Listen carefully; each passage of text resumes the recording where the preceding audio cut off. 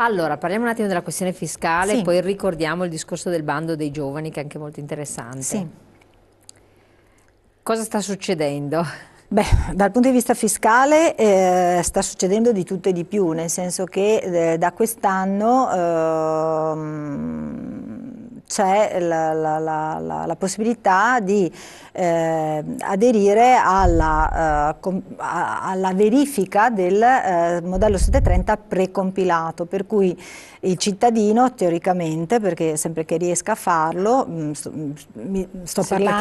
pensando ai nostri pensionati e ma anche ai nostri agricoltori, e sempre che riesca a farlo può prelevare il proprio 730 precompilato dal sito dell'Agenzia delle Entrate attraverso un PIN che viene rilasciato su richiesta sempre dentro il sito dell'Agenzia delle Entrate o dentro il sito dell'INPS, e quindi una volta verificato che il modello 730 è stato correttamente precompilato dall'Agenzia delle Entrate, può con un clic dare l'ok e quindi formalizzare la sua autodichiarazione.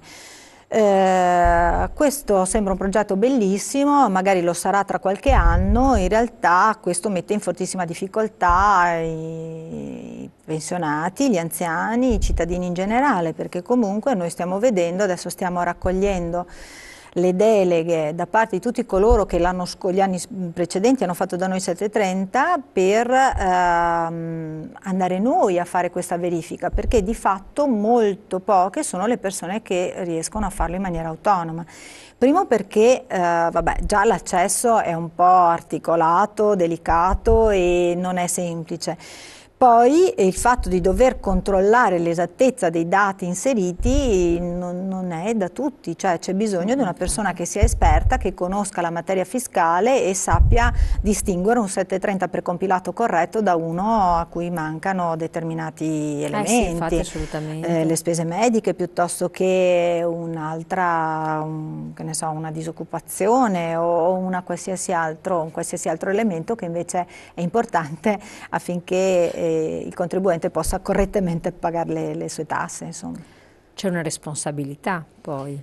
C'è una responsabilità forte da parte del CAF, in questo caso non è più il patronato che agisce, è il CAF, il Centro di Assistenza Fiscale e della Confederazione Italiana Agricoltori, e la responsabilità è tutta del CAF, cioè a fronte di qualsiasi errore o omissione di dati, la responsabilità è completamente demandata al CAF.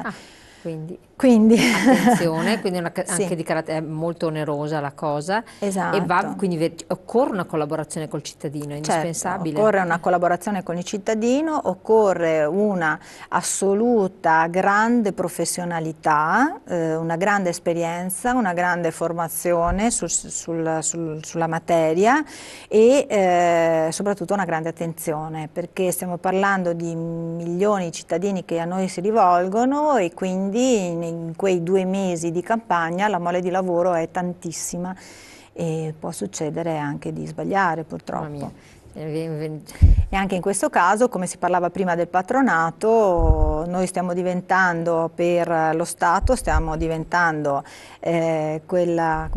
l'elemento della sussidiarietà che... sì, infatti. Cioè, a un certo punto lo Stato si libera, Esatto. accentra sempre più, però dove può, tutto quello che gli costa lo delega privati, eccetera, con dei carichi di responsabilità e economici di non poco conto, esatto, quindi un bel modo per sbrigliarsi di certe matasse senza però alleggerirsi il Stato stesso di qualche peso. Un attimo solo, c'è una telefonata, pronto? Pronto, buongiorno. Buongiorno, da dove chiama? Io telefono da Belluno. Da? Da Belluno. Da Belluno, sì, prego, dica. Sì. Allora vorrei raccontare un attimo la mia storia. Io rapidissimo, dica. Come invalido al 50%, perché invalido civile. Operato alla schiena con i ferri dietro praticamente. Sono stato assunto in fabbrica e dopo mi hanno messo a fare dei lavori perché praticamente tutto il giorno dovevo per 8 ore alzare i pesi di 30, 40, anche 50 kg. per 8 ore.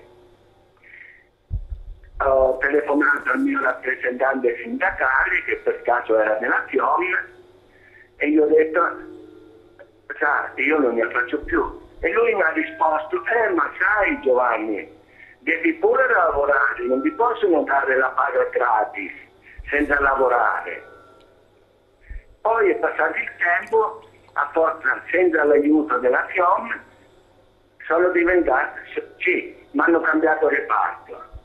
Sono andato su un altro reparto, mi hanno messo a fare un lavoro, praticamente, sì, sarà la carogna, chissà cosa ecco, io le sarà. chiedo perché abbiamo pochi secondi a Comunque disposizione, faccia la domanda, ti chiedo.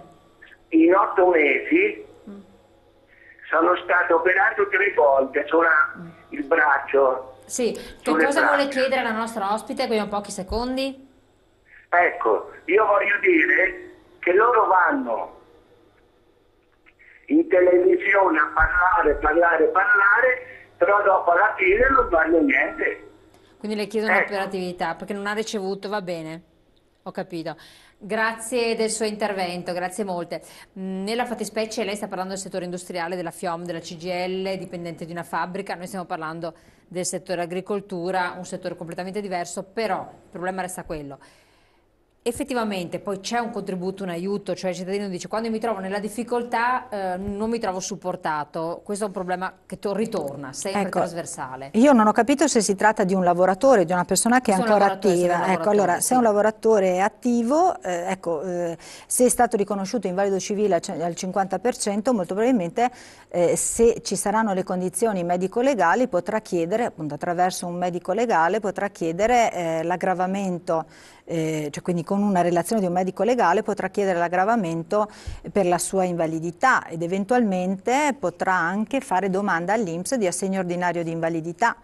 Certo. Se proprio la persona non è ritenuta con una forte riduzione della capacità lavorativa, per cui comunque gli viene mantenuta una certa percentuale ma comunque deve continuare a lavorare, ecco la cosa che può chiedere è lo spostamento di mansioni, ma mi pare che sia già stato fatto. Comunque voi cercate di attivarvi. Sì, noi ci attiviamo sempre. Ecco, guardi, ci siamo in chiusura. Una battuta velocissima, c'è posto ancora per i giovani per il servizio civile? Sì, ecco, volevo approfittare per fare un appello ai giovani che sono ancora interessati al nostro progetto, quindi eventualmente di cliccare sul sito del servizio civile nazionale, perché ci sono altri 14 posti a disposizione per 2 per ogni provincia veneta, insomma, presso il nostro patronato. Per andare al servizio civile in collaborazione con l'INAC per aiutare le persone pensionate